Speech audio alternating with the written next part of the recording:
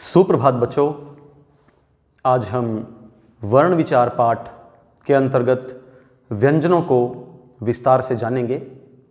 सभी बच्चे अपनी अपनी पुस्तकें खोलें और ध्यानपूर्वक इस वीडियो को सुनें।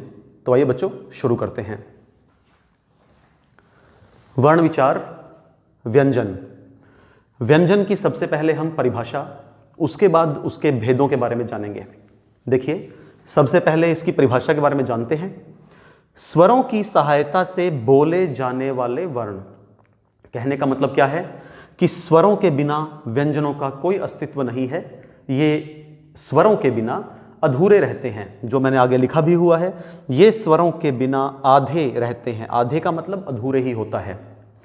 तो कहने का मतलब ये हुआ कि स्वरों की सहायता से ही व्यंजनों का अस्तित्व बन पाता है, अन्यथा ये अधूरे रहेंगे, आधे रहेंगे, इनके नीचे हलंत रहेगा और ये अस्तित्वहीन रहेंगे।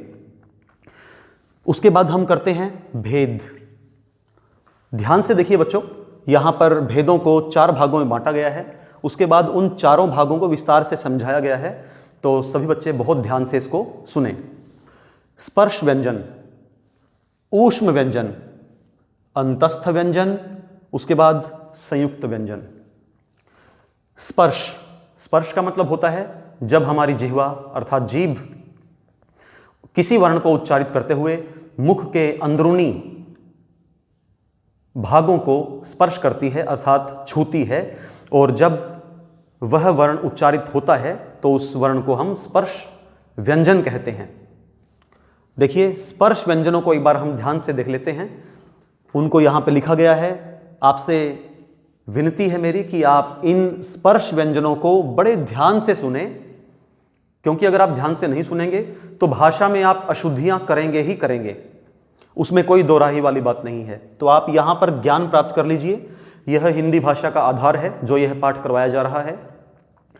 आधार मजबूत होगा तो भाषा भी मजबूत होगी। क, ख, ग, घ, अंग। कहने का मतलब क्या? यह क वर्ग है, मतलब इस वर्ग के अंतर्गत 5 व्यंजन आते हैं। 5 वर्ण भी कह सकते हैं। च, छ, ज, झ, य, च वर्ग। ट, ठ, ड, ढ, अण, ट वर्ग। त, थ, द, ध, न, त वर्ग। प, फ, ब, भ, म, प वर्ग। माफ कीजिएगा, ये त वर्ग था, मैं इसको गलती से प वर्ग बोल गया। ये त वर्ग था, आगे वाला वर्ग प वर्ग रहा। तो बच्चों, जिस प्रकार से मैंने इनको बोला है आप वैसे ही इनको बोलेंगे। एक बार ध्यान से सुनिए। कुछ विद्यार्थी क को कै बोलते हैं, कै, खे, वो नहीं बोलना। क, ख, च, छ, इस प्रकार से इस चीज को ग्रहण कर लीजिए। आगे देखते हैं ऊष्म व्यंजन। अब ऊष्म व्यंजन कौन से होते हैं? जिनको बोलते हुए मुख में अत्यंत ऊष्मा अर्थात गर्मी पैदा होती है। गर्मी कब पैदा होगी? जब वर्णों को उच्चारित करते हुए जिह्वा ज्यादा रगड़ खाएगी, जिह्वा का ज्यादा जोर लगेगा। देखिए, मैंने यहां पे एरो का निशान लगाया हुआ है। इनको मेरे साथ साथ बोलिए। श, श, स, ह। आगे देखिए अंतस्थ व्यंजन। अब अंतस्थ व्यंजन कौन से होते हैं? जिन वर्णों के उच्चारण में जिह्वा ज्यादा ताकत नहीं लगाती है। य, र, ल, व। उसके बाद संयुक्त व्यंजन। संयुक्त व्यंजन वो होते हैं जो 2 व्यंजनों से मिलकर बने होते हैं। ध्यान से देखिए। क्ष, त्र, ज्ञ, श्र। क और श से मिलकर बना है क्ष। त और र से मिलकर बना है त्र। ज और य से मिलकर बना है ज्ञ। श और र से मिलकर बना है श्र। इनके एक एक उदाहरण लिखे हुए हैं, पढ़ देते हैं एक बार। क्षत्रिय। ध्यान से देखिए मैं कैसे पढ़ रहा हूं, आप भी शुद्ध उच्चारण सीखिए। त्रिशूल, ज्ञान, श्रमिक। इसके बाद हम करते हैं द्वित्व व्यंजन। अब द्वित्व व्यंजन कौन से होते हैं? ध्यान से सुनिए। ऐसा व्यंजन, ऐसा शब्द जिसमें एक व्यंजन 2 बार आए, एक आधे रूप में और एक पूरे रूप में।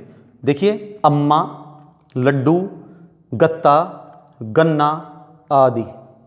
आगे देखिए, अब उसके बाद संयुक्त अक्षर अर्थात व्यंजन गुच्छ भी हम इनको कह सकते हैं। देखिए यहां पे कुछ अलग तरह से आए थे द्वित्व व्यंजन, यहां पे कुछ अलग तरह से आएंगे। इस चीज को ध्यान से सुनिए। विद्यालय, द और य, देखिए मैंने सर्कल लगाया हुआ है, जिस पे सर्कल लगा रखा है समझो वो आपका व्यंजन गुच्छ है, मतलब व्यंजनों का गुच्छा। संयुक्त अक्षर दो व्यंजनों से मिलकर बना हुआ। व्यक्ति, आधा क और पूरा त। देखिए क्लेश, आधा क पूरा ल, चिह्न, आधा ह पूरा न। इसमें तो था दो व्यंजन आते हैं, दोनों एक ही व्यंजन आता है लेकिन दो बार, परंतु इसमें दो व्यंजन आते हैं, दोनों अलग अलग आते हैं। तो बच्चों मुझे आशा है कि आपको पूरा का पूरा विषय समझ में आ गया होगा। अगली वीडियो में हम नेक्स्ट टॉपिक करेंगे। धन्यवाद।